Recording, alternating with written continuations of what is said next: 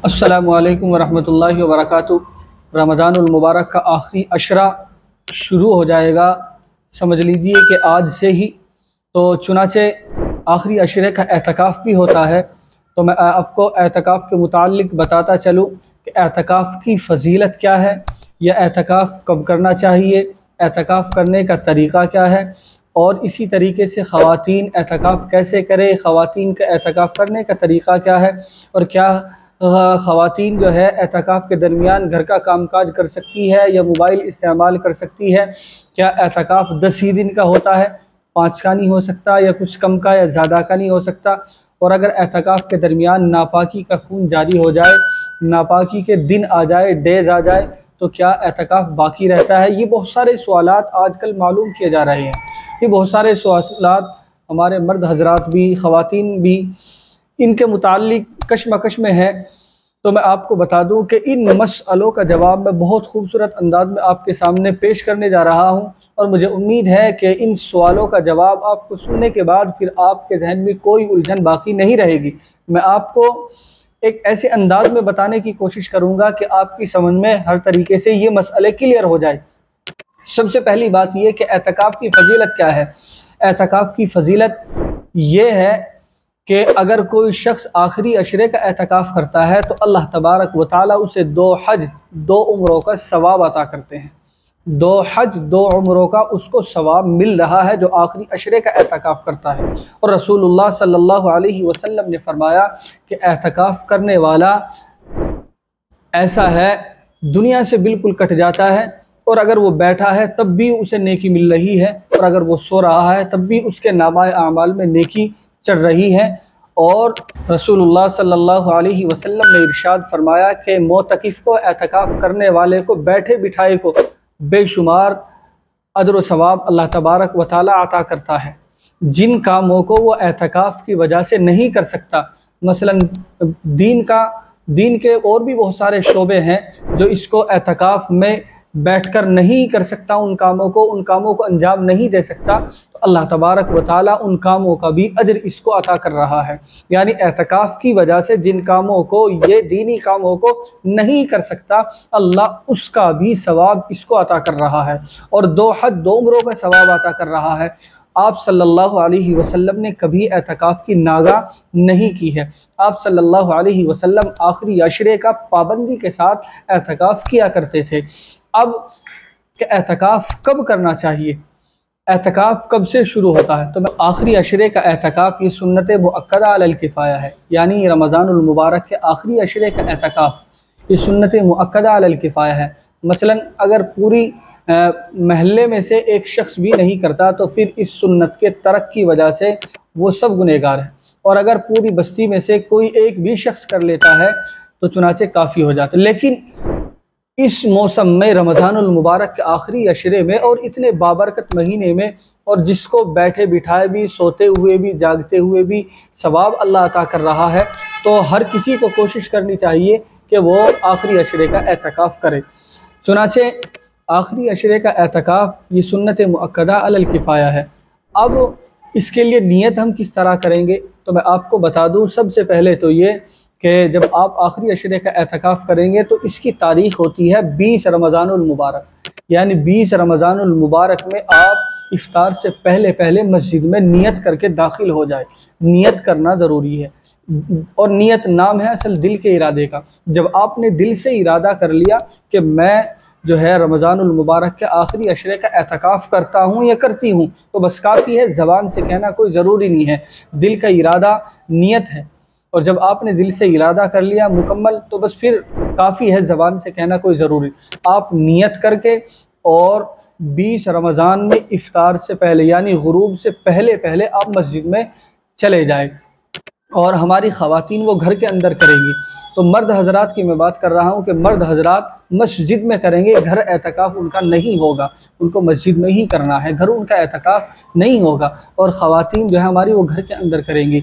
अब चुनाचे मर्द हजरात नियत करके और गुरूब से पहले पहले 20 रमज़ानुल मुबारक में जो है 20वीं तारीख़ को गुरूब से पहले, यानी ये समझ ले इफ्तार से पहले मस्जिद में दाखिल हो जाए। ये आखिरी अशरे का एतकाफ़ है और ये इसकी नीयत है। अब चुनाचे इसमें जो है हमें खुराफातों से बचना है, ज़िक्र अज़कार करे, कुरान करीम पढ़े, जो चाहे वो करे, और ये बड़ी फजीलत है। और रसूलुल्लाह सल्लल्लाहु अलैहि वसल्लम ने फरमाया कि शब क़दर जो एतकाफ़ में बैठता है अल्लाह तबारक व तआला उसको ज़रूर हासिल हो जाती है। यानी एतकाफ़ में बैठने वाले शख्स को अल्लाह तबारक व तआला ज़रूर शब क़दर अता कराते हैं, अता होती है अल्लाह तबारक व तआला की तरफ से ज़रूर शब क़दर। किसको? एतकाफ़ करने वाले को। तो आखिरी अशरे की एतकाफ़ की हम हर कोई कोशिश करे, और जो मस्जिद का इहाता है बग़ैर ज़रूरत के उससे ना निकले। बग़ैर ज़रूरत के आपको उस इहाते से नहीं निकलना है। मसलन आपको इस्तिंजे के लिए जाना है, खामोशी के साथ जाए, खामोशी के साथ आ जाए। वज़ू करने के लिए जाना, वज़ू करके आप खामोशी के साथ जाए, खामोशी के साथ आ जाए।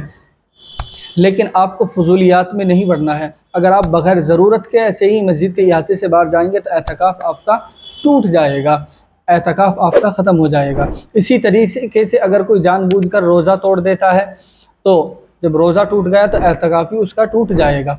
तो हम जो है एतकाफ़ में जो उसके मसाइल होते हैं उनसे उन मसाइल को जाने और उनके मुताल्लिक़ जो है एतकाफ़ में वक्त गुजारे, फजूलियात में न मरे। और एक सवाल ये पैदा होता है कि क्या एतकाफ़ करने वाला मोबाइल पर बात कर सकता है? तो ज़रूरत के बक़दर रसूलुल्लाह सल्लल्लाहु अलैहि वसल्लम भी अपने सहाबा से एतकाफ़ में बात करते थे। चुनाचे हम ज़रूरत के बक़दर, अगर कोई ज़रूरत है, किसी को कोई काम बताना है या कोई हमसे कोई काम मालूम करना चाहता है, तो ज़रूरत के बक़दर सिर्फ़ और सिर्फ ज़रूरत के लिए एतकाफ़ में बात करें, फ़ुज़ूल मोबाइल न चलाए। ऐसा नहीं कि हम सारा वक्त मोबाइल में गुजारें। ये मर्दों की बात थी। अब ख़वातीन के मुताल्लिक़ मैं आपको बता दूं कि ख़वातीन घर के अंदर एतकाफ़ करेंगी और उनका तरीक़ा भी वही है कि वो नियत कर लें, और नियत करने के बाद जो है अपनी एक जगह सेलेक्ट कर ले, एक मुंतखब कर ले, एक जगह अपने लिए मुकर्रर कर ले। मसलन ये रूम है, ये रूम वो अपने लिए मुंतखब कर ले कि मैं इस कमरे में एतकाफ़ करूँगी, और इस कमरे में अपना बिस्तर, चारपाई, जो कुछ है लगा ले। अब ये कमरा उसके लिए एतकाफ़ के लिए हो गया। अब वो इसी कमरे में रहे, इसी कमरे में रहकर ज़िक्र अज़कार करे, कुरान करीम पढ़े, तस्बीहात करे, दुआ मांगे, जो चाहे करे। बैठेगी तब भी अल्लाह उसको नेकी दे रहा है, सोएगी तब भी अल्लाह उसे नेकी दे रहा है।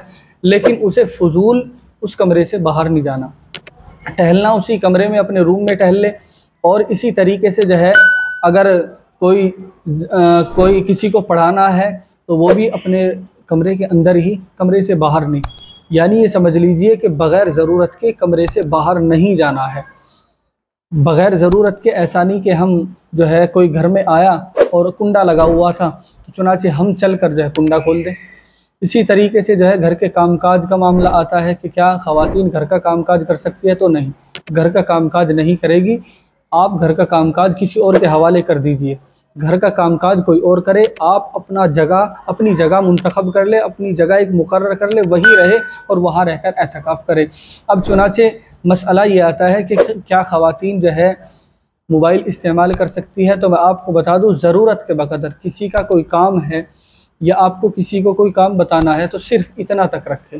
काम बताना है या आपसे कोई काम मालूम करना चाहता है, सिर्फ़ इतने तक मोबाइल की हद रखें, फजूलियात में ना लगे और मोबाइल को ऐसे ही न चलाए। टाइम पास मोबाइल के ज़रिए से ना करें, ज़िक्र अज़कार, तस्बीहात, दुआ मांगे और खूब दिल लगाकर इबादत करें। अब इसी तरीके से जो है एक सवाल ये पैदा होता है कि एतकाफ़ शुरू हो गया, एतकाफ़ शुरू कर दिया। अब एतकाफ़ के दरमियान में अगर नापाकी के डेज शुरू हो जाते हैं, यानी नापाकी के दिन आ जाते हैं, नापाकी शुरू हो जाती है, तो क्या एतकाफ़ बाकी रहेगा या नहीं? तो मैं आपको बता दूं, तो एतकाफ़ अगर नापाकी के दिन शुरू हो जाते हैं, नापाकी शुरू हो जाती है, तो एतकाफ़ उससे बाकी नहीं रहेगा, एतकाफ़ ख़त्म, एतकाफ़ टूट जाएगा। चुनाचे एतकाफ़ बिल्कुल टूट जाएगा। एतकाफ़ मुकम्मल तब होगा जब पाकी रहे। एतकाफ़ के लिए पाकी का होना शर्त है, नापाकी की हालत में एतकाफ़ नहीं कर सकती। तो चुनाचे जैसे ही नापाकी के दिन शुरू होंगे और नापाकी के डे शुरू हो जाएंगे, एतकाफ़ टूट जाएगा। तो हम एतकाफ़ में फजूलियात से बचें, इधर उधर निकलने से बचें और घर के कामकाज ना करें। घर के कामकाज, खाना बनाना, ये किसी और के हवाले कर दे। आप सिर्फ अपने लिए एक कमरा मुतय्यन कर ले, इस कमरे में मुझे रहना, उसी कमरे तक रहे, आप फजूलियात में ना लगे। और लेकिन अगर आपका कोई काम है तो आप अपने कमरे के अंदर बच्चों को पढ़ा रहे हैं, बच्चों को पढ़ा भी सकती हैं। और इसी तरीके से जो है आप अपने कमरे के अंदर जो है कुरान करीम पढ़ रही हैं, ज़िक्र अज़कार कर रही हैं, या टहल रही है, या इसी तरीके से जो है बैठी हुई हैं, सोई हुई हैं, तो अपने कमरे के अंदर, ऐसा नहीं अपने कमरे से निकल कर कहीं और की तरफ टहलने लगे, उससे एहतियात करें। मुझे उम्मीद है ये कुछ मसले थे कि आपकी समझ में आ गए होंगे। अगर आप नए आए हैं तो हमारे चैनल को ज़रूर सब्सक्राइब कीजिए और आप हमारी इस क्लिप को ज़रूर शेयर कीजिए।